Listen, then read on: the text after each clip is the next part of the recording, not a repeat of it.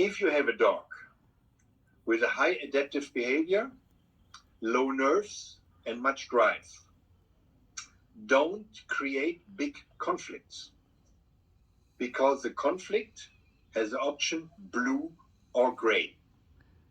When the dog makes blue, the tail is under the chest. When the dog makes gray, the thin nerves cannot hold this. And at the end is a handler in hospital. So, but sport is always limit.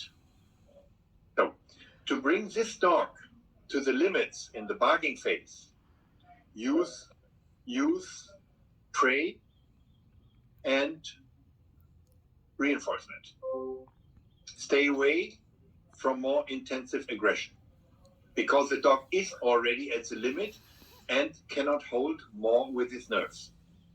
When you stabilize this dog in the different techniques, the dog gets older, the dog gets more mature. And if you put then some conflict in the work, the dog becomes very angry and aggressive and can hold it by his nerves, because he's no longer overloaded. He has done already the learning process. So now, if you take a shepherd, which is selected in the past with for resistance and aggression and stronger nerves, if you train this dog with prey and reinforcement without putting stronger conflicts in this, he loses the fun and he makes that, but not intensity. So with this dog, you come with a conflict that you keep the dog in the leash, and he cannot get the prey to the limit of his nerves. It works with his maximum. Okay, with this dog, you must make bigger conflicts. So we have this champagne finger on the spike collar, that the dog gets a little bit pain by using the drive, and he pushes himself up by the conflict. And then we make the drive pressing, just an example. The handler goes back, pulls the dog on the spike collar back. The helper runs out of the blind, uses the whip, makes prey attraction plus defense attraction.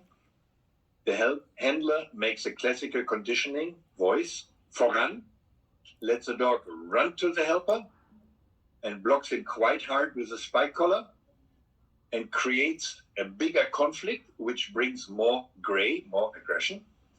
And you go to the limits of the nerves of the dog, and you also get the maximum of the drive.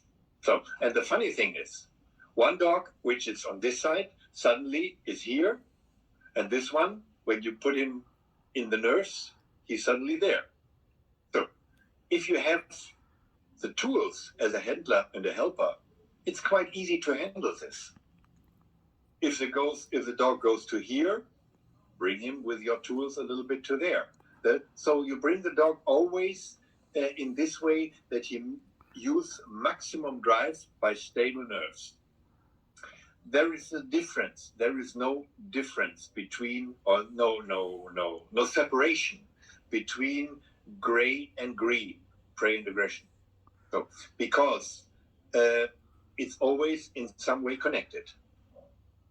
And if the gray is too less, you have to increase this. You increase the stress. If the stress is too high, you have to reduce this with green parts. So the answer is, gray brings the power, green brings the confidence.